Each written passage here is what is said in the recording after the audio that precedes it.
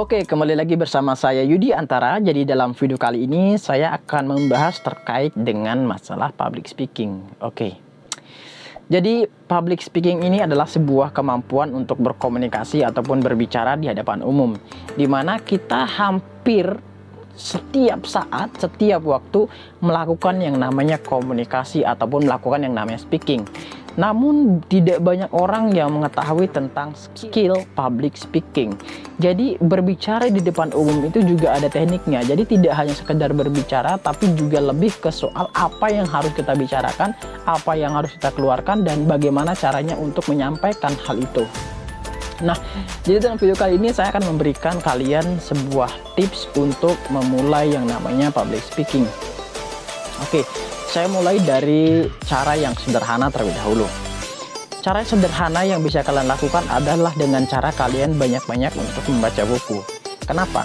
Karena dengan kalian membaca buku yang banyak, maka kalian akan sering mendengar kata-kata yang ada di dalam buku tersebut. Kalian akan sering melihat bagaimana komposisi dalam penyusunan kata-kata, penyusunan kalimat. Sehingga dengan kalian membaca buku yang banyak, maka otomatis ketika misalnya kalian berbicara, maka kalian akan lebih mudah untuk menemukan kata-kata penghubung atau untuk merangkai kata-kata itu berdasarkan apa yang sudah pernah Anda baca sebelumnya, karena itu akan terbayang-bayang di pikiran kalian.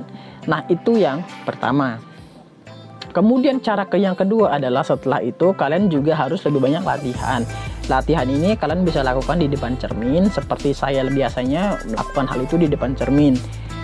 Jadi ya, kita berbicara di depan cermin seolah-olah kita sedang berbicara dengan banyak orang, atau seolah-olah kita sedang berpidato, atau seolah-olah kita sedang khotbah dan lain sebagainya. Jadi kalian hanya perlu mengimagine, kalian perlu berandai-andai kalau kalian adalah seorang pembicara yang hebat. Kalian seolah-olah dieluk-elukan, kalian berbicara di depan cermin seolah-olah kalian sudah ditunggu-tunggu oleh fans kalian.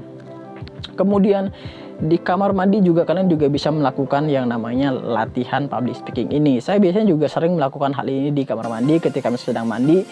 Ya, daripada cuman gerak-gerak doang, mulutnya nganggur, yang mending dipakai buat latihan lah. Jadi ya, semua bisa jalan, mandi jalan, latihan juga jalan. Atau juga yang paling sering saya lakukan, paling sering ini bisa sampai 60-70%, 60%an lah, itu latihan ketika sedang mengendarai motor. Jadi ketika saya sedang mengendarai motor, otomatis saya tidak ada kerjaan lain dan terkadang juga ngantuk ya, sehingga daripada saya ngantuk membawa motor, sehingga lebih baik saya latihan public speaking. Jadi saya berbicara sambil membawa motor, ya seolah-olah saya sedang berbicara di hadapan umum. Entah mungkin saya latihan untuk berpidato, atau mungkin saya latihan seolah-olah saya sedang membawa sebuah acara, atau latihan seolah-olah saya sedang mengisi sebuah presentasi dan lain sebagainya. Pokoknya apapun yang kamu pikirkan saat itu, coba keluarkan. Apapun yang ada dalam pikiran kamu, coba keluarkan, coba rangkai kata-kata itu. Karena ketika kamu sering merangkai kata-kata, sering kamu berlatih, maka kamu akan terbiasa. Sehingga ketika kamu misalnya berbicara di hadapan umum, maka sedikit saja kamu mendapatkan umpan, maka kamu bisa langsung masuk ke dalam topik itu, karena kamu sudah terbiasa dalam merangkai kata-kata. Nah, itu adalah tips berikutnya. Udah keberapa ya? Oke. Namun ada salah satu tips yang menurut saya itu adalah tips yang paling terbaik, dan ini adalah cara yang memang paling besar efeknya. Namun ini bisa dilakukan bagi mereka yang memang benar-benar ingin serius untuk belajar, yakni dengan cara terjun langsung ke lapangan. Kenapa? Karena ketika kalian hanya sekedar berlatih di rumah, berlatih di sepeda motor, dan di tempat-tempat lain, kalian hanya fokus tentang bagaimana merangkai kata-kata, tapi kalian tidak merasakan tekanan mental ketika berada di hadapan umum. Kalian tidak merasakan tekanan suasana ketika berada di hadapan umum, sehingga kalian hanya bisa berkata-kata di tempat yang nyaman, tapi ketika kalian keluar ke panggung, bisa jadi kalian tidak bisa berbicara apa-apa, karena kalian terkejut akibat tidak pernah merasakan tekanan itu.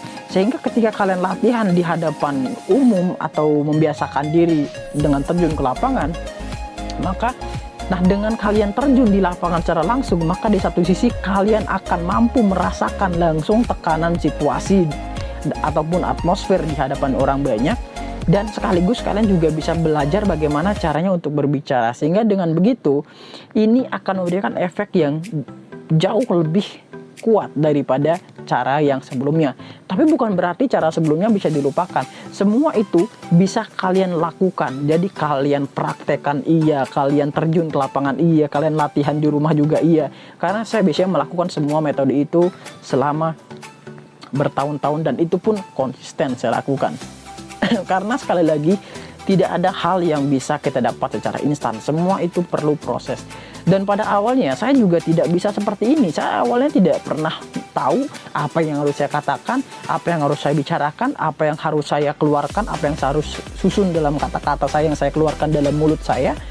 Tapi karena saya sering berlatih, akhirnya saya semakin mampu untuk merangkai kata-kata. Bahkan terkadang saya tidak pernah tahu itu, tapi ketika saya berbicara tiba-tiba, loh, ternyata saya tahu, oh ternyata saya mampu.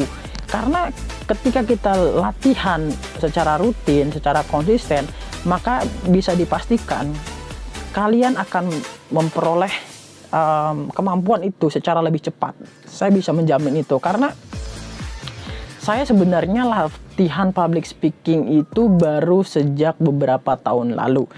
Dan mungkin tidak ada yang percaya ketika saya mengatakan bahwa saya sebelumnya adalah tipe orang yang sama sekali tidak tahu public speaking. Bahkan saya ketika bertemu dengan guru sekalipun waktu masih SMP, itu saya sama sekali tidak berani, dan saya tidak pernah berani ke ruang guru karena saya tidak tahu saya harus ngomong apa, saya harus bilang apa.